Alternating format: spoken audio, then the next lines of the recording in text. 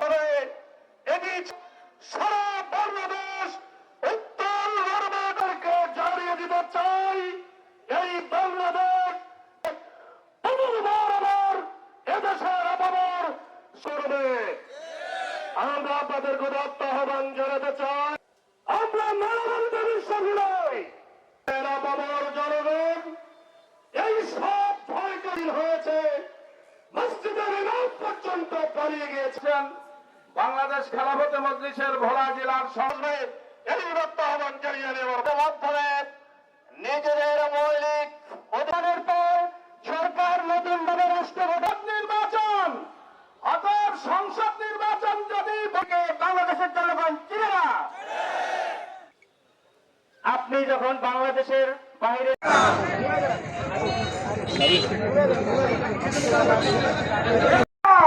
তাদেরকে দাঁড়িয়ে রাখতে পারবেন না। ভোলাবাসী সহ বাংলাদেশের 18 কোটি মানুষকে আগামী দিনের আন্দোলনে নতুন রাষ্ট্র স্বৈরাচারের বিরুদ্ধে ঐক্যবদ্ধ হতে হবে। বক্তব্য নিয়ে আছেন এনসিপির ভোলা জেলা বাংলাদেশকে উন্নতির দিকে নিয়ে যাবেন। পার্শ্ববর্তী যে সরকার রয়েছে, রাষ্ট্র রয়েছে, তারাই বাংলাদেশকে করণ রাজ্য তৈরি করার জন্য যে ষড়যন্ত্র করছে, সেই ষড়যন্ত্রের ফাঁদে যেন তারা পা না দেন। তারা এখনো সময় আছে, তারা ফিরে আসেন এবং তারা রাষ্ট্র পরিচালনা করেন গণতান্ত্রিক পদ্ধতিতে। সংসদ নির্বাচন যদি বৈধ হয়, গণভোট বৈধ থাকতে হবে। যারা মনে করেন সংবিধান সংবিধান, আমরা সংবিধান চিনেছি, তারেক রহমান কোন সংবিধানের অধীনে বাংলাদেশে আসছে, বাংলাদেশের 18 কোটি মানুষ তা জানতে চায়। সেই বিএনপিকে বাংলাদেশের জনগণ চিনে না।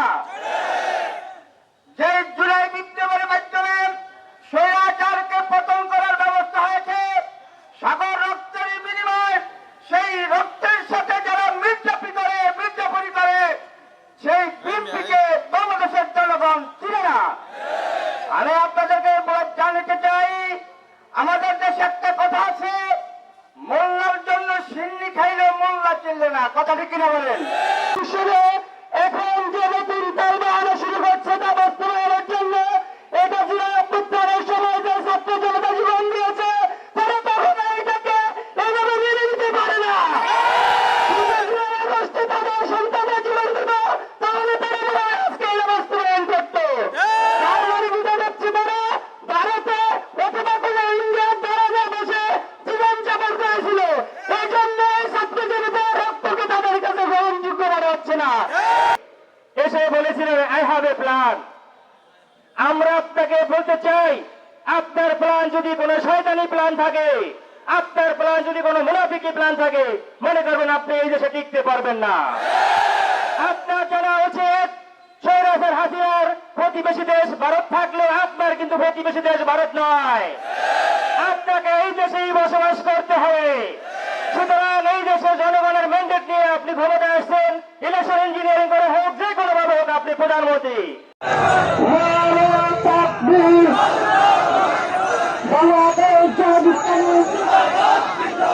জিন্দাবাদ জিন্দাবাদ।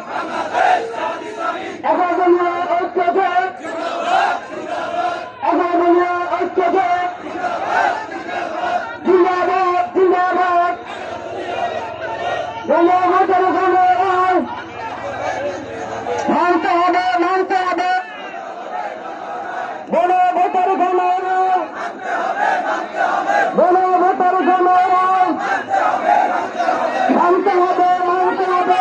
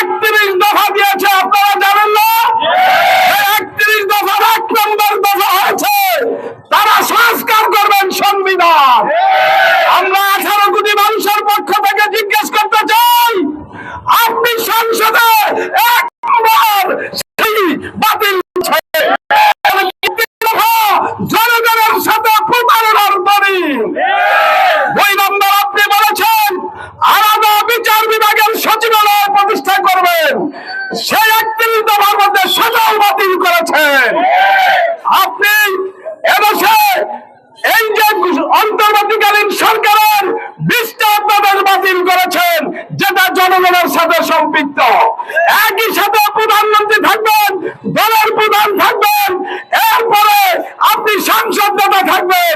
এই আইন সংশোধন করা হয়েছে, আপনারা সেটাও বাতিল করেছে। শুধু বাতিল করেন নাই, আপনারা একই সাথে 10 বছরের বেশি প্রধানমন্ত্রী থাকতে পারবে না, শেখ হাসিনার মতো স্বৈরাচার হবেন। আপনারা আজকে সেই অধ্যাদেশ বাতিল করেছেন স্বৈরাচার হওয়ার জন্য। আজকে 11 দলের নেতৃত্বে আপনারা শুধু এখানেই বিক্ষোভ নয়, সারা বাংলাদেশের সকল জেলা সদরে প্রতিবাদ বিক্ষোভ হয়েছে। আমরা আপনাদেরকে জানিয়ে দিতে চাই, ৯৯ সালের মাগুরার উপনির্বাচনের মাধ্যমে হয়েছে, আবার গত 9 তারিখে সেই বগুড়া 6 আসনের সামনে দ্বিতীয় মামলা সৃষ্টি করেছে। আরে ভাই, 213 আসন পাওয়ার পরে আপনাদের আর কত আসন দরকার?